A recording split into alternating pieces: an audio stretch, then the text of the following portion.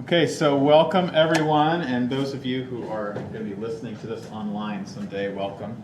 And we're just talking about, it's actually one of my favorite lectures. I really like this one. So this is just, yes? Did you get the packet for me after all? Did I get the packet? No, I totally forgot. Okay. I'm sorry. It's fine. I have to write that on my forehead. You know what I'm going to do right now? I'm going to write this on my arm so I don't forget this time. So this is packet 4. I have to unbutton one of my buttons first. I do this because I can't remember certain things. So what's your name again? It's Natalia. Natalia, okay. That's a long name to write on. And then You just put Nat. Oh, okay, it's too late now though. I have Natalia. Packet. And then my 7-year-old's going to wonder what this is about when I come home. So, okay, it's there. I'm not going to forget it. If I need to really remember something, that's what I do. Okay, so I'm sorry for that. You're just going to have to take notes the old-fashioned way, and then yeah, you'll be good. Okay, and then I saw Bree came in, right? So there's, could somebody pass that back to Bree? Back there, directly behind you. There you go. So no Valerie. No Valerie.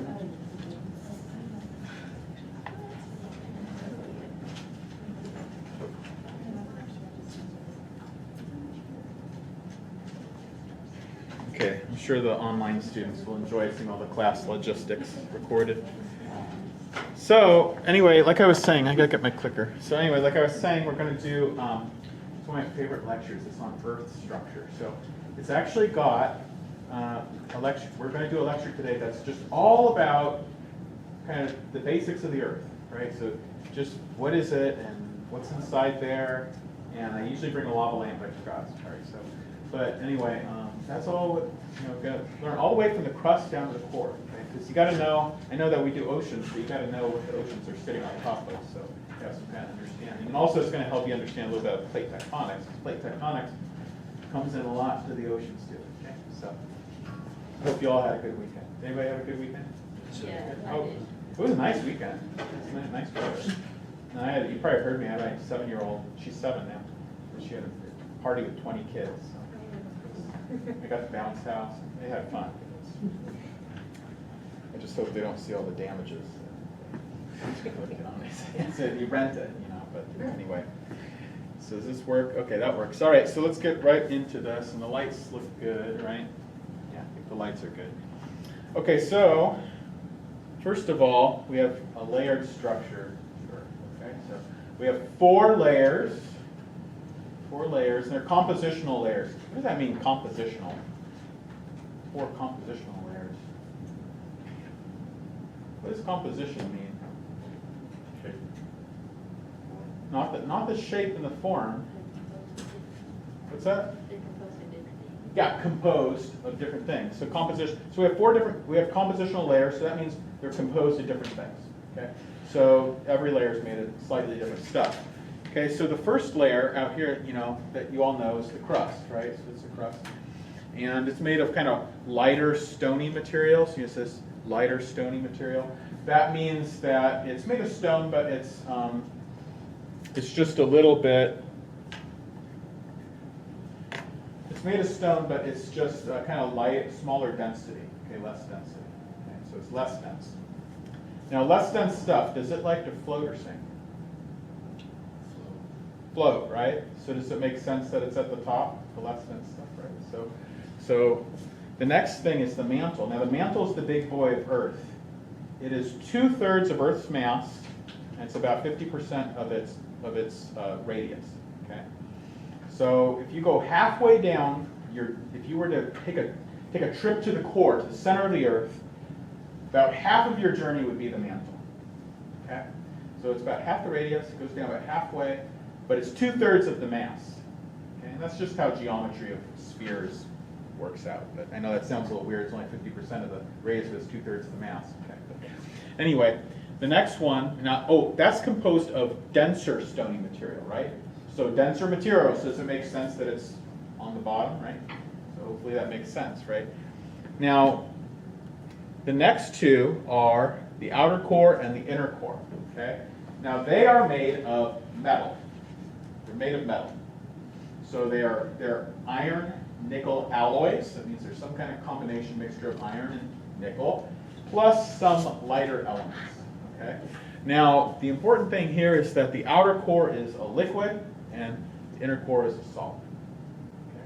We're going to go through each of these layers and kind of tell you a little bit more details about them. And we're going to spend most of the time on the crust because that's where the ocean is, right? So we want to understand that pretty well. Okay, now the Earth, as you know, this is actually a temperature profile. It goes through the Earth as you go down. So you start off at the crust right there at the top. Now, can anybody actually see the crust in this diagram? Just barely, right? You just barely see it. It just looks like a real faint grayish purplish line, right? It's very, very faint. So it's that thin because it's only 0.6% of the mass of the Earth. So even though the crust is what you know, and then you're walking around on the crust, it's only 0.6% of what of the whole Earth. It's very, very small, very thin. So it's maybe you can think of it just like the peel of an apple. Really, that's about what it's like. It's like the peel of an apple. It's very, very thin. Then you know as you go down, you're mostly mantle, right? So mantle goes on and on and on and on, and then you get to the outer core and the inner core. Okay, the outer core and inner core together, they're about 1/3 of the mass of Earth. Okay, about 1/3 of the mass of Earth. But about half of the radius. You said the mantle is 3,000 kilometers? Yeah, it goes down 3,000 kilometers. Goes down about 2,900 kilometers, really. But it's about halfway. Okay, the center of the Earth is 6,400 kilometers. Okay, so there it is. Radius is 6,000. Oh, here it's about 6,000. About 6,400 kilometers deep. That's how deep the Earth. That's how deep you can go, right? Center of the Earth. Okay. Now, some other important things you should know. Age of the Earth is about 4.5 billion years old, 4.55 to be more exact. And the top 4 elements in the whole Earth, iron is number 1, actually. Of all the elements that there are in the periodic table, there's 92 naturally occurring periodic table elements. Iron is the most abundant on the Earth. Okay. And it's actually about 35% of the Earth is just iron. Okay. Next are these other two. Silicon, magnesium, and actually oxygen is number 2.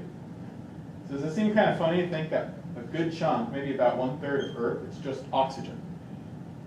And that seems like it's probably, you think of oxygen, you think of gas or something like that, right? But it's oxygen that's reacted with other things, reacted with irons, reacted with magnesium, silicon, stuff like that. Okay. Now these two other elements are in there too. Maybe you've heard of them. Silicon. Has anyone ever heard of silicon? Element of the period. Probably you usually think of it as like microchips and stuff like that, but it's actually a big constituent of the Earth. It's a lot of what the Earth is made of, silicon. And actually, if you go out and you pick up a rock, probably about half that rock is going to be just silicon and oxygen. Okay, so there's a lot of silicon in the rocks. If you go outside and pick up any rock or the sand or whatever it is, it's probably mostly, or not mostly, but a lot of it's probably going to be silicon. Okay, and then magnesium. Okay, so there you go. That's the pie chart. Kind of breaks down for you the composition of the Earth. Okay, just in terms of elements. So iron is number 1, followed by oxygen, 30%, and then silicon and magnesium. And does this surprise you? Where's carbon on here? Wouldn't you think carbon? There'd be a lot of carbon. You know, because I mean we're carbon-based life forms. You think of like all the carbon in the ocean and carbon dioxide in the atmosphere and trees, all that. Is carbon on here at all? Other. It's just it would be other, right? So you can see that 99% of the Earth, iron, oxygen, silicon, magnesium, nickel. Where's all that nickel? It's in the core, right? There's not very much on the surface. Sulfur, calcium, aluminum, everything else is in that 1%. Tiny, tiny, tiny. Think of all the things, all the other 92 elements of the periodic table have to fit inside that little 1%. Okay. That includes the oceans. A lot of people think, oh, the oceans, surely that must be, 1% at least of the mass of the Earth, but not even close, right? You can notice that there's no hydrogen up here either, right? Hydrogen, H2O, you think it would be up there, but it's not. Okay, so let's go a little bit more in depth with the crust. So the crust, how big is it? It's only 0.6% of the mass of the Earth. Okay, so less than 1%, very, very small. Even though that's what we know and love, it's not even 1%. Now, over the continents, the average thickness is about 30 kilometers. So if we were to start digging here, we could go down about 30 kilometers before we get to what? What's below the crust? Mantle, right? So we would have to dig 30 kilometers to get down to the mantle. So how deep is 30 kilometers? Anybody? We did the metric system, right? So how deep is that? Well, you'd have to divide it by 1.6. So that would be, maybe like 20 miles or something like that, right? So think about it, you have to go pretty deep, right, to get down to the mantle. Has anyone ever drilled down that far? Great question. No. The Soviets, and it would be the Soviets, but the Soviets tried, and they got down about 15 kilometers, and it's actually still the deepest borehole that we've managed to dig over the continents. But they didn't even get halfway. They didn't even get halfway. So, what's that? Why didn't they get further? I just think it's just materials break down once you get so much. You think of the temperatures, because remember the temperature's going up. I don't know if you noticed this. So it's like probably melting the tools and these tools. Yeah, even if it's not melting it, it's weakening the metal. Look at that. Look how hot it gets as you get down. I mean, at the core mantle boundary, the temperature is given to you right there. It's about 4,000 degrees Celsius, right? Which is hotter than Fahrenheit. 4,000 degrees.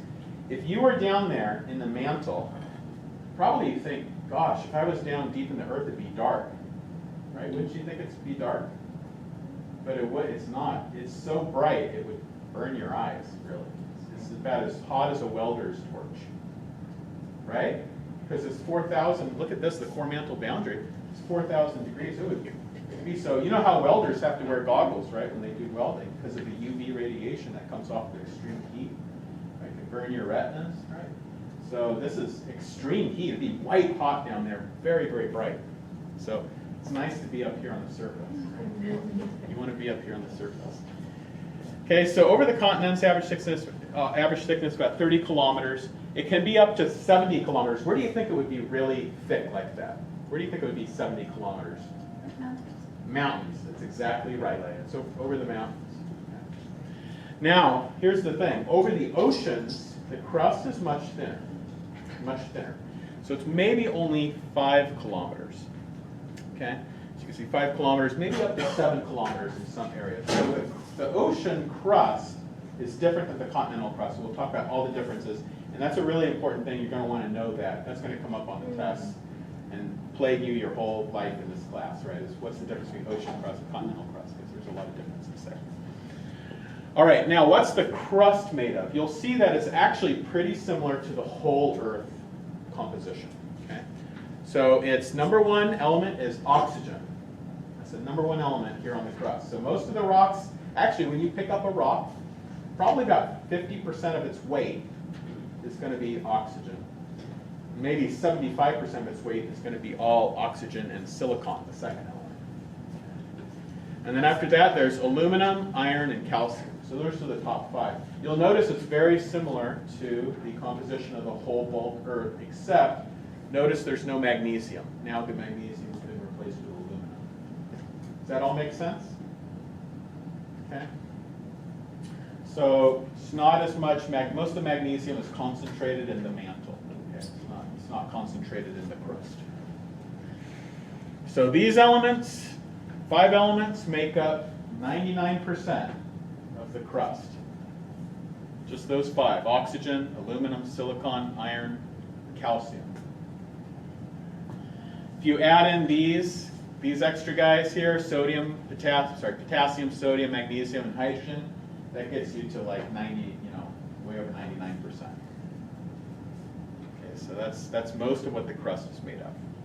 Now there are 2 types of crust. Okay, this is very important. You want to know this like the back of your hand, because this will be, I can guarantee you, on the test, the first midterm, and it'll be on the final too. Okay, so you want to know this stuff. Now there's 2 types of crust. There's continental crust, and there's ocean crust. So obviously one is over the continents, and the other crust is over the oceans, right? Or I should say below the oceans. All right, now what is ocean crust made out of? It's made out of this rock. It's called basalt. Okay, and it's kind of a boring black rock. It all just sort of looks the same. And what's kind of strange about the oceans is that it is all basalt. I mean, if you go down to the oceans, of course you got to scrape off all the sediment that's on top of it. You scrape off all the sediment. What are you going to find? You're going to find this rock, which is basalt. Okay. So you go down all the way under the sea. You go under the sediment. You got like there's like we're going to have a whole week on ocean sediments. Whole week. It's kind of a lot, but it's going to be a whole week on ocean sediments. And if you scrape off all the sediments, you find basalt. Okay. So now the density of this is about 3 grams per cubic centimeter. That's the density. Did anybody catch the density of the whole Earth? I didn't point it out, but I had it up there on one of the slides. It's 5.5. So the whole Earth is denser than the ocean crust. Why might the whole Earth be denser than these crustal rocks of the ocean? Why would the whole Earth together be denser? Any ideas about that? Because what does the whole Earth include? It's rock. What's that? Well, yeah. I'm saying why is the whole Earth denser than the ocean crust? Because it's the ocean crust plus everything else. It's the ocean crust plus everything else. But remember that density doesn't depend on how much material you have, right? It's actually called an intensive property. It doesn't depend on how much of it you have. Okay. So does anybody have any ideas about what might be increasing the density of the whole Earth compared to what's that? The core, right? Because what's the core made of? Bless you. It's made of metal. Yeah. It's made of iron, and the iron densities, it's very dense. Has anyone ever picked up like solid iron?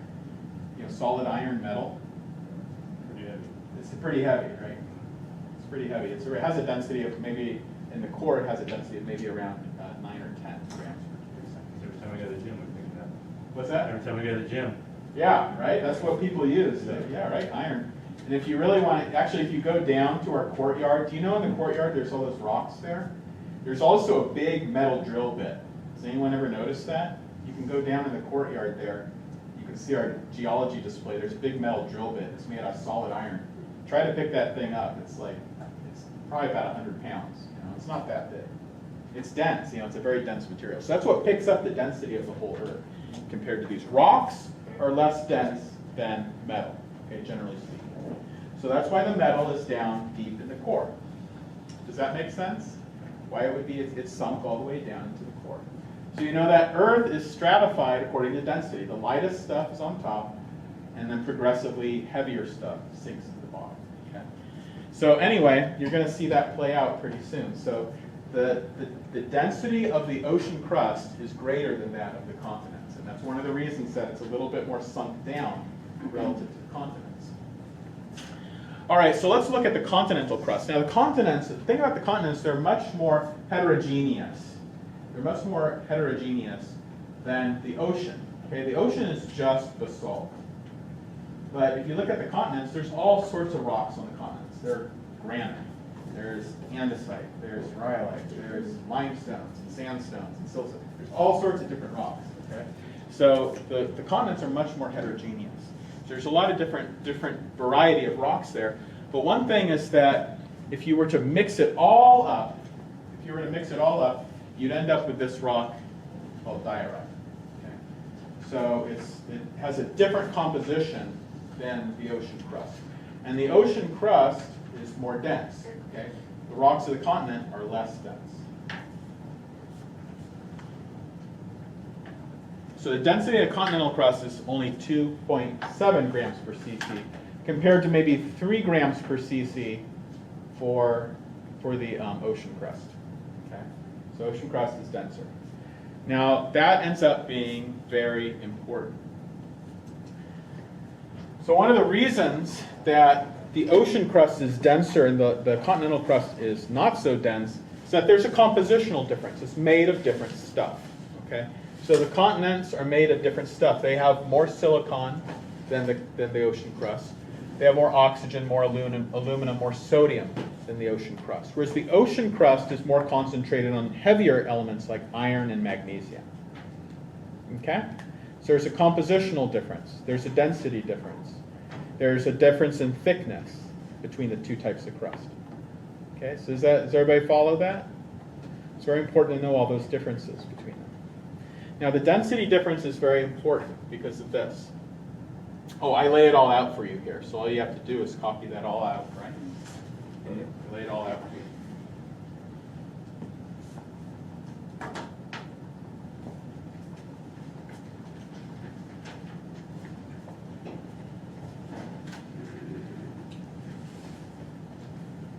Oops.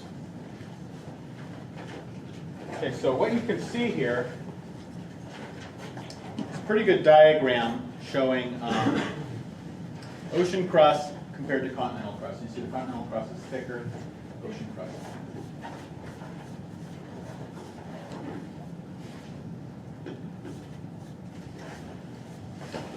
Sir, Yes. is this assignment 4 or 3? Oh, is it? I think you skipped 3. Yeah. Did I skip 3? What is 3? 3 is Origin of Earth. oceans. Origins of oceans. And I'm doing the wrong one. I'm so well. That's okay. We can switch them. I was looking at you all and I was like, I wonder why people are writing on the paper. I'm sorry about that. That's why I did ask everybody. I was like, structure, basic.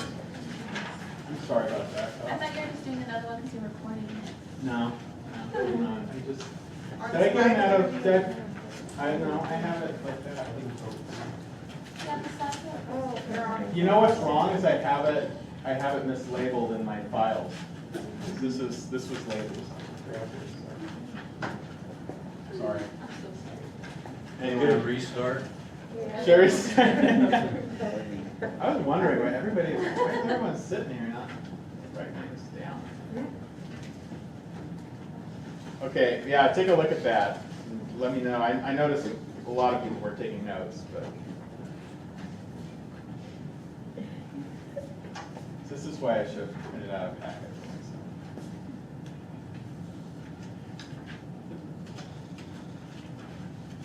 Okay, so I'm going to look over your shoulder. I'm sorry. No, that's Yeah. fine. Okay, so how old is the Earth? Yeah, 4.55 billion. Okay.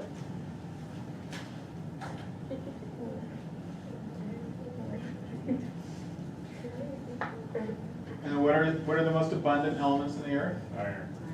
Iron, and I asked before, right? So it's iron, silicon, oxygen, magnesium.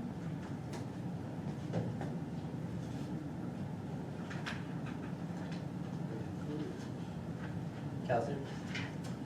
Calcium is not in the whole Earth. Okay, it's in the crust. It's mostly in the crust. What's the next? I'm trying to look over. Yeah. So how thick are some of the layers? So how thick is the crust? 70 Up to no 30. more than 70. Yeah. So it's ocean crust is about 5 kilometers. Continental crust about 30, but no more than 70 for continental. So do we put 5 to 30? Or just 30? Yeah, you can put 5 to 30. I mean, as long as you're kind of in the ballpark of things. Now, how far down does the mantle go? It goes down 3,000 kilometers, right? And then the inner core, outer core boundary is 5,000, about 5,000 kilometers. And then the center of the Earth is 6,400. Okay, what else do we have?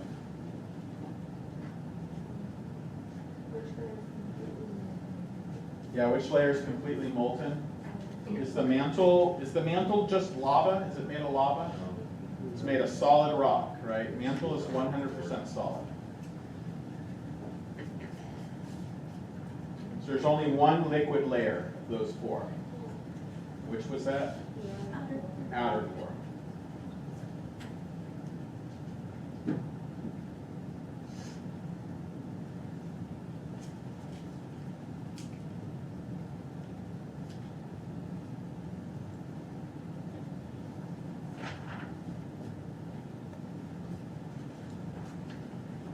and then, oh, I asked how do we know that? We actually know that from earthquakes. We actually know that from earthquakes. So earthquakes generate seismic waves, and some seismic waves can go through liquids, some seismic waves cannot. And so by taking a look at which waves are penetrating all the way through the earth and which are not, we can figure out, we have figured out that the outer core is most likely a liquid. And also makes sense for other reasons I'll get into. So is that for 5 and 6? Well, yeah, don't I ask, yeah, how do we know that? Yeah. Yeah, so you can have one answer for both that in terms of how do we know that. It's all through seismic analysis of seismic waves. Seismic waves are the waves that are generated by earthquakes. They're really just sound waves, actually, big mechanical waves. You haven't said anything about lithosphere and astrosphere. I have not gotten to lithosphere and asthenosphere. Okay, so that's coming up. What have I talked about? Which layer produces Earth's magnetic field? What is the litho? Yeah, all that. Oh, but look, number 12. What the 4 most abundant elements in the Earth are? I talked about that. And then, oh, we did number 10 also, right? The radius of the core is about half of Earth's radius. Okay. Radius of the core is about half of Earth's radius.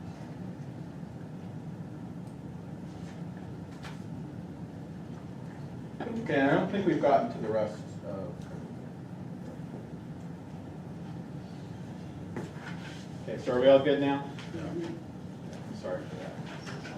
Like I said, it's only the second time I've taught this class, so I obviously have things to iron out here.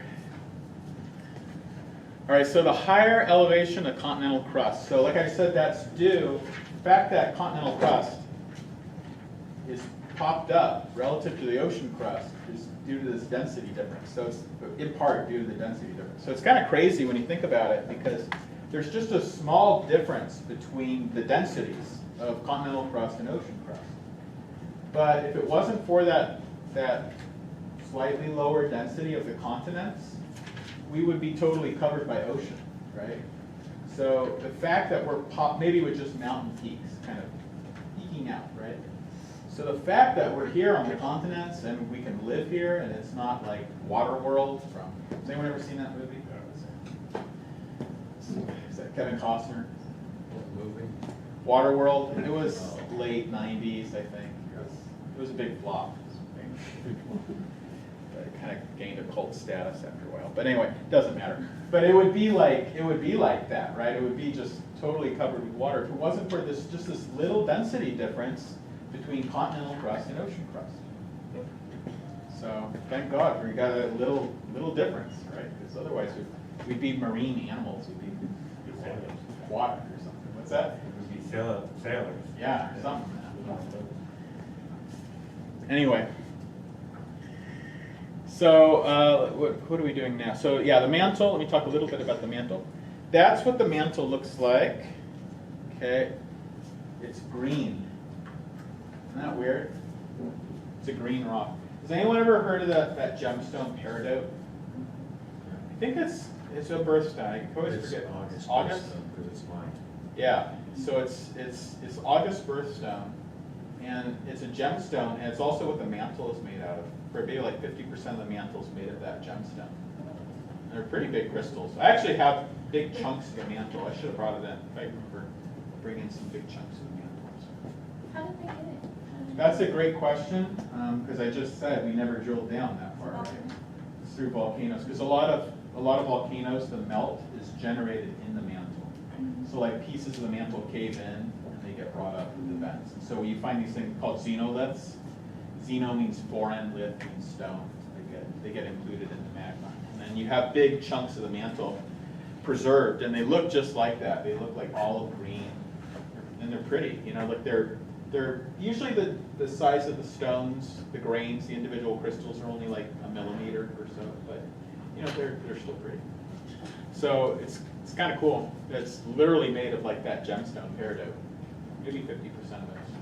So that's what the mantle's made out of. It's a relatively dense mineral. That's why it's down there, right? So it's 2/3 of the Earth's total mass, and it's absolutely, this is the thing I want you to remember about the mantle. It is solid. It's absolutely solid. It's not a liquid, and I know you're thinking, well, that seems pretty easy, but the thing that you'll find out later is that even though it's solid, it's convecting. And that's the weird thing that it's kind of hard to wrap your mind about at first. But it's made of stony material, denser than the crust, and it goes down to 2,900 kilometers. Okay. So about half of Earth's radius. And temperatures in the mantle go all the way up, like I said, can go all the way up to 4,000 degrees Celsius to be white hot. The pressure, like I said, temperature goes up as you go down. As you go down to the Earth, temperature goes up and pressure goes up big time too. So it's about 1,000,000 times the pressure down there than here at the surface. It's tremendous, tremendous pressure. And you all know that, right? Because has anyone ever dove in the water and swam just even 10 feet down, like to the bottom of a pool? And like just 10 feet, it's like, your ears really hurt.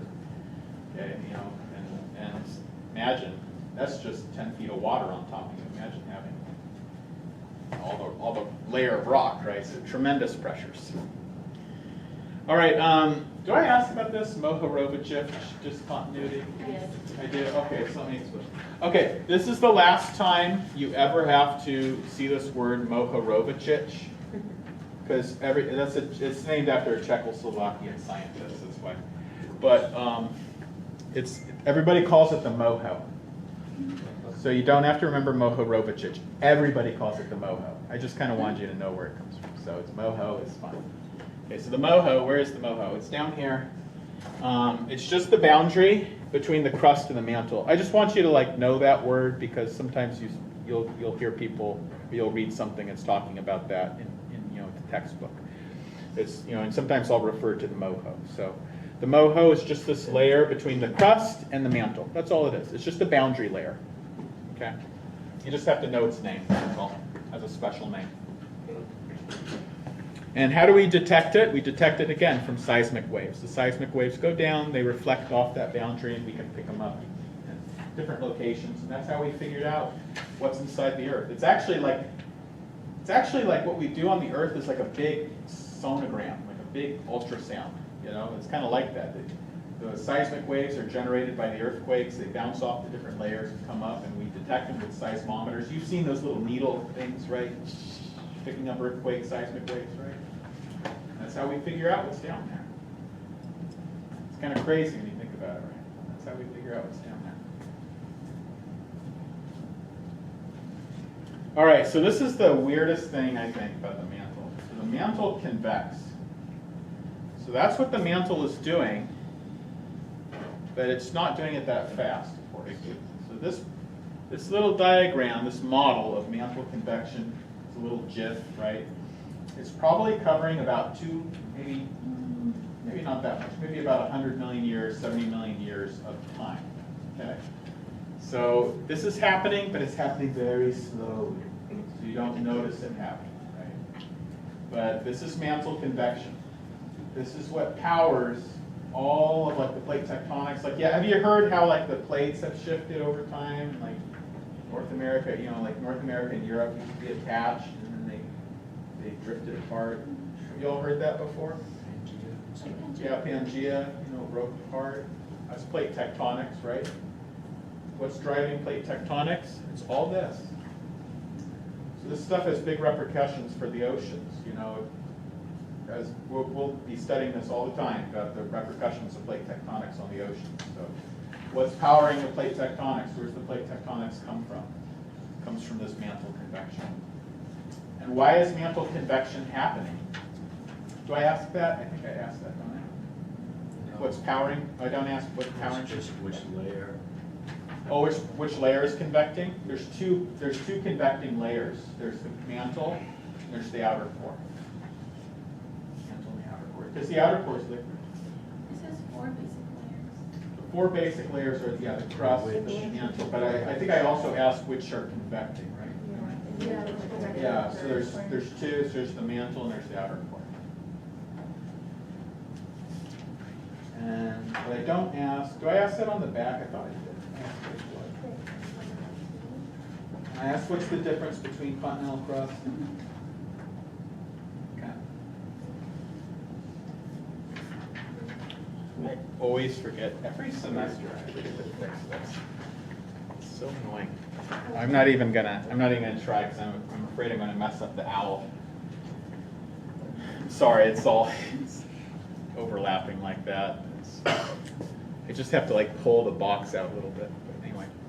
Okay, so let's talk about this thing called the asthenosphere and the lithosphere. Lithosphere and the asthenosphere.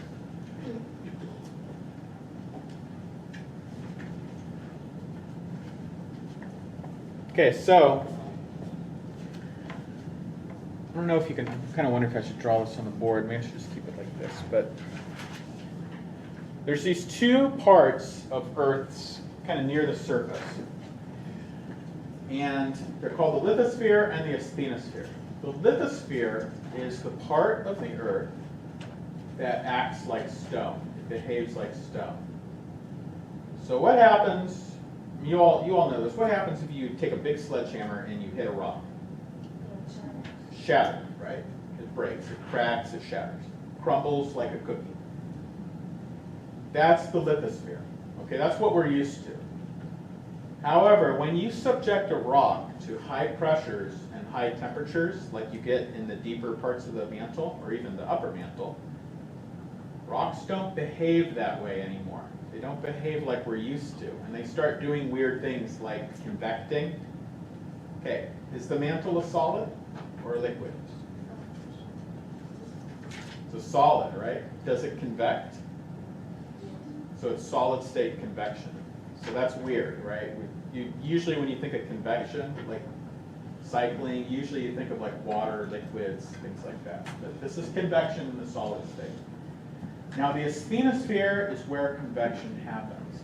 It is a layer of the mantle that can flow, it can move, it can bend, and it's going to behave more like silly putty than like a cracking, breakable, friable rock, like we're used to. Okay? So the difference between asthenosphere and lithosphere is mechanical. You might want to write that down because it's on the test. Ask. I don't think I have it on there, but I have a test question. I ask every year. What's the difference? What's the main difference between asthenosphere and lithosphere? It's a mechanical difference. It's how it moves and bends and deforms and behaves. There's a fancy term for it in geology called rheologic, but you don't need to know that. But it's how it bends and deforms and reacts to stress. So there's a asthenosphere. Now I have you draw a picture, right, on the next page, right? Okay, so you want to draw something like this. A lot of people, I ask them on like this question where I say draw like what, the upper 150 kilometers or 100 kilometers or something like that. What do I ask exactly? Yeah, so don't do this. A lot of people do this. And they start drawing like half the Earth, right? Do you see what I mean? They're drawing half the Earth, and then what's the problem with that?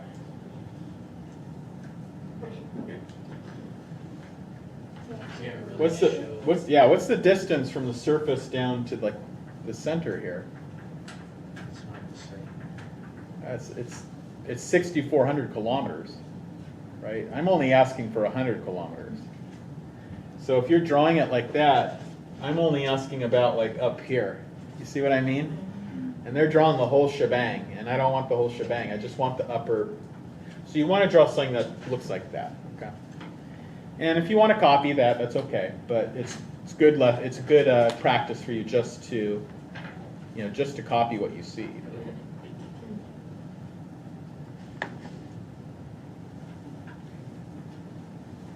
But yeah, don't draw like this big semicircular Earth because you're showing too much. You shouldn't have the core. This is just the upper 150 kilometers. You're not showing the whole thing. The core is way down, 2,900 kilometers. You don't want to show the core.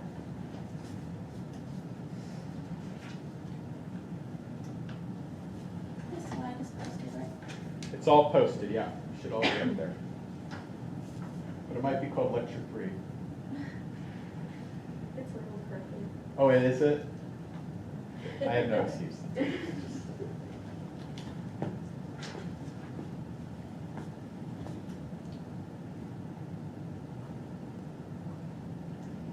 And you can see the moho, there's the moho. See, nobody writes out moho Robichich. Okay, so did you all get that? So, it doesn't have to be perfect, you know, but you should basically know how that all looks. You know, that could, you know, you have short answer questions on the test, right? So this is one I put on there sometimes. You'll be able to draw like the upper 100 kilometers, maybe showing a subduction zone, something like that. We'll get in with subduction zones. We'll get into later when we do plate tectonics. Okay, so does this all make sense? Are we all good now on the questions? All right, so we'll finish up with the core, and I don't really have very much to say about the core, not too much, because the core doesn't factor too much into oceans. Okay, so the core goes down from core mantle boundary. It's 2,900 kilometers deep. It goes down, the outer core goes down 5,000 kilometers deep, and then from the 5,000 kilometers down to 6,400, you have the inner core. Inner core is solid, outer core is liquid. How do we know that it's liquid? Yeah, it's from the seismic waves bouncing off, or actually in this case, the seismic waves, certain types of waves are not able to penetrate the outer core. That's how we know. Very, very high temperatures, right? 4,000 Kelvin and above. Goes all the way up probably to 5,000 Kelvin. Now, one very important thing that is very pertinent to the oceans that I want you to be aware of is the outer core is liquid. Okay? Now, here's a question for you. The outer core is made out of what? What's the outer core made of? What's that? It's iron, right? Mostly made out of iron. Okay. So outer core is mostly made out of iron. Is there a relationship between iron and magnetism? Yes. Yes, right? Have you ever done this experiment where you try to stick a magnet onto like a piece of steel or iron? And it sticks, right? And then you try to stick it onto like aluminum or something? Has anyone ever done this before? Okay. If you try to stick a magnet onto aluminum, does it hold? No, it doesn't, right? Because not all metals are magnetic, but iron is very magnetic. Okay, so there's a relationship between iron and magnetism. Well, the beautiful thing is that this outer core that we have inside of the Earth is convecting. It's spinning, it's rotating along with the rotation of the Earth as well. So you have this big, if you could imagine this, it would actually be amazing to go down there.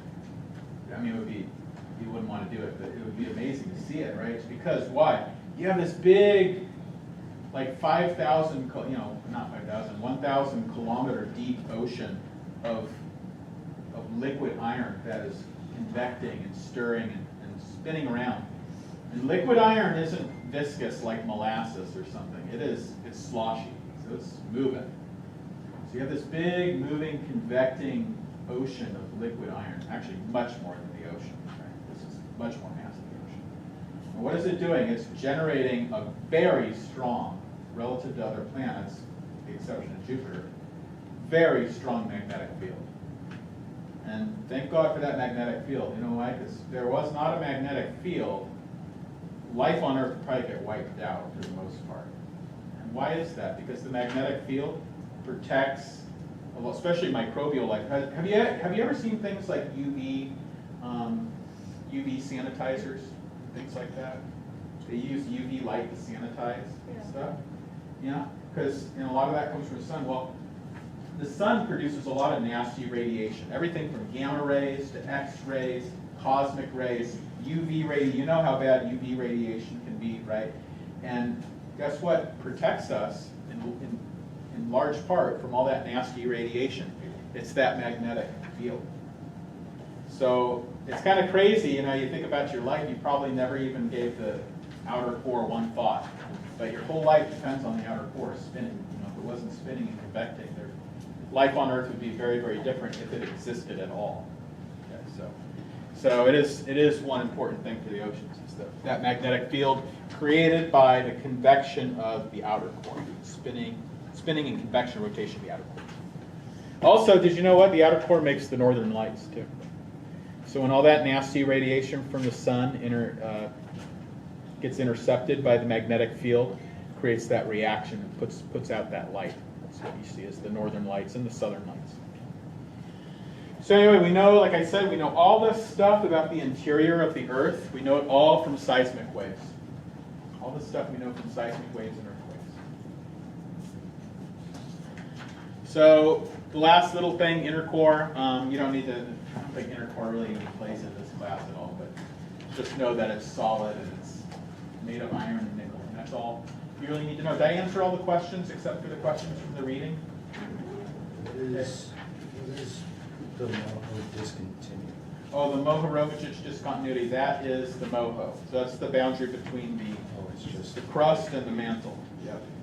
So, Okay, so I finished up pretty early, and I don't have anything else to say. So just make sure that you turn in your lecture assignment number 2. Leave that on your table. And I guess we'll do history of the oceans Wednesday. Until then, have a good day. And see you later. So, I brought the one from last year. I told Good. the other one I had, but I brought the wrong one. So can I send you? Oh, sure. Yeah. Okay. Sorry.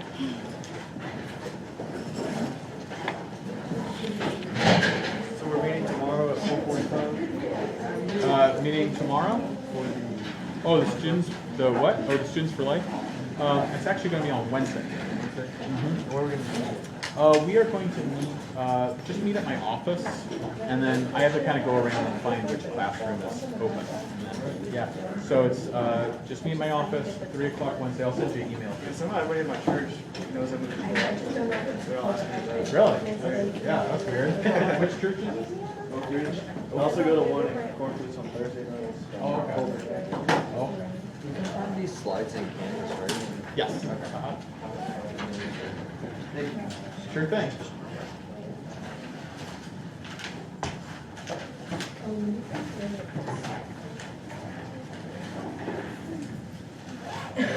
Thanks.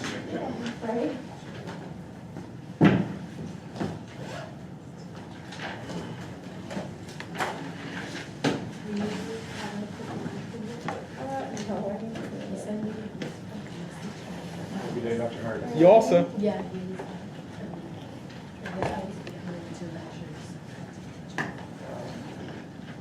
Was there a day that you didn't show up? Just one, but Probably.